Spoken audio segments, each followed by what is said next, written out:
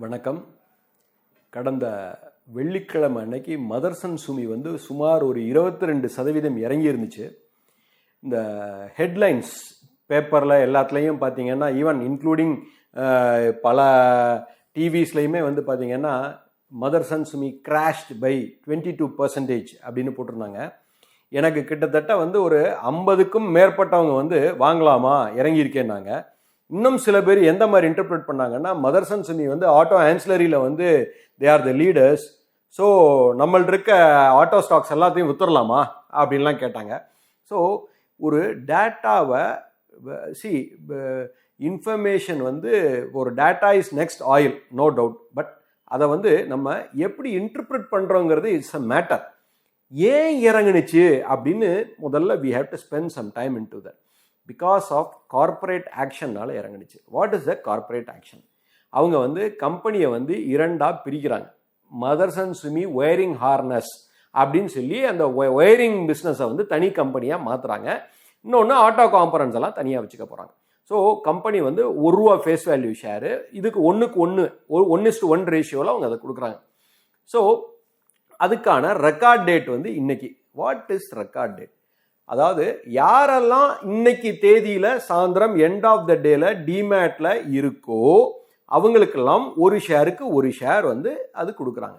This is nothing like free or any thing. Already காசு நம்ம விட்டு காசு. நீங்க ₹240 கொடுத்து வந்தீங்கன்னா இன்னைக்கு ₹185 பிளஸ் அந்த டிஃபரன்ஸ் உள்ளதுக்கு you will be getting this wiring harness business. Okay, ₹1 share. So ஏன் இன்னைக்கு ரெக்கார்ட் டேட்டுக்கு சில பேர் கேட்குறீங்க, வெள்ளிக்கிழமை டிஸ்கவுண்ட் ஆனிச்சு. So what is the settlement cycle? T+2 is the settlement cycle. So நீங்கள் வியாழக்கிழமை வாங்கியிருந்தீங்கன்னா இன்னைக்கு சாயந்தரத்துக்கு உங்களுக்கு டெலிவரி வந்துடும். வெள்ளிக்கிழமை வாங்கினீங்கன்னா வெள்ளிக்கிழமை செட்டில்மெண்ட் நாளைக்கு. ஸோ நாளைக்கு வந்துச்சுன்னா உங்களுக்கு அந்த டிமர்ஜ்டு ஷேர் கிடைக்காது. ஸோ அதனால வெள்ளிக்கிழமையே பங்கு சரிவை சந்திச்சிருச்சு. இது சரிவு கிடையாது, இட்ஸ் ஆல் டிஸ்கவுண்டிங் அப்படின்னு சொல்றது. ஸோ இறங்குனுச்சு நம்பர் ₹240 இருந்து 185னா you will be getting another share. March மாதத்துக்குள்ளே ஒரு 60 நாள் டு 70 நாளில் கிடைக்கும். ஓகே, ஸோ எதுவுமே நம்ம தீர ஆராயணும். ஒரு முடிவுக்கு வர்றதுக்கு முன்னாடி ஒரு ஏன் இறங்குனுச்சு, இதில் என்ன, இது ஜஸ்ட் கரெக்ஷனா இல்லை கார்பரேட் ஆக்ஷனா அப்படிங்கிறது. ஸோ இப்போ டீமர்ஜர்னா என்னன்னு தெரியும். ஏன் டீமர்ஜ் பண்ணுறாங்க? For better focus. இந்த கம்பெனியை உலக அளவில் இந்தியாவிலேருந்து ஏற்றுமதி பண்ணுறதுக்கு ஃபோக்கஸ் பண்ணாங்கன்னா இது தனி பிஸ்னஸாக கொண்டு போனால் இதுவே ஒயரிங் ஹார்னஸ் பிஸ்னஸே ஒரு பெரிய ஸ்கேலபிள் மாடலாக இருக்கும் அப்படின்னு அவங்க நம்புகிறாங்க. ஸோ ஃபியூச்சர் இருக்குது அப்படிங்கிறனால they are spinning off that as a demerging that as a separate company. அதுவும் லிஸ்ட் ஆகும் பங்குச்சந்தையில். இது கடந்த ஆண்டு 4138 கோடி டேர்ன் ஓவர் பண்ணியிருக்கு. வரப்போகிற ஆண்டு சுமார் ஒரு 5000 கோடி டேர்ன் ஓவர் பண்ணும் அப்படின்னு எதிர்பார்க்கப்படுகிறது. இப்போ இந்த 2500 கோடி இந்த அரை ஆண்டுலே பண்ணியிருக்கு. இவங்களோட மார்ஜின்ஸ் பார்த்தீங்கன்னா கிட்டத்தட்ட அரௌண்ட் 12% ஈபிட்டா மார்ஜின் இருக்கு. சொல்லப்போனால் மதர்சன் சுமியை விட இந்த பிஸ்னஸ்க்கு margin is much higher. Motherson சுமியில் both technical and commodity business எல்லாமே கலந்துருக்கு. அவங்களோட ஈபிட்டா மார்ஜின் கம்மி தான். Still is one of the largest auto ancillary company in India.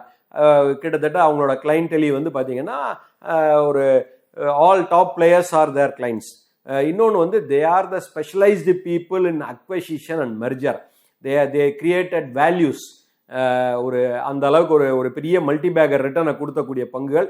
So நிச்சயமாக இவங்களும் நல்லா பண்ணுவாங்க. டிமர்ஜர் ஒரு லாங் டேர்ம் ஆங்கிளில் இன்வெஸ்டர்ஸ்க்கு நல்லா இருக்கும் அப்படிங்கிறது என்னோட அபிப்பிராயம். ஸோ நியூஸ் பேப்பரில் ஹெட்லைன்ஸை பார்த்து ஏமாறக்கூடாது அப்படிங்கிறதுக்கு ஒரு விழிப்புணர்வுக்கு தான் இது சொன்னேன். ஸோ இப்போ டிமர்ஜரை பற்றி பார்த்துட்டோம். மெர்ஜர் அப்படின்னா என்ன? ஒரு 2 கம்பெனி இருக்குது, அதை ரெண்டையும் ஒன்று சேர்க்குறாங்க. அந்த 2 பிஸ்னஸ், ஃபார் எக்ஸாம்பிள் ஐடிசியில் ஐடிசி பத்ராச்சலம் இருந்துச்சு, ஐடிசி ஹோட்டல்ஸ்ன்னு இருந்தது. அது எல்லாத்தையுமே ஐடிசியோட கொண்டு போய் மெர்ஜ் பண்ணாங்க.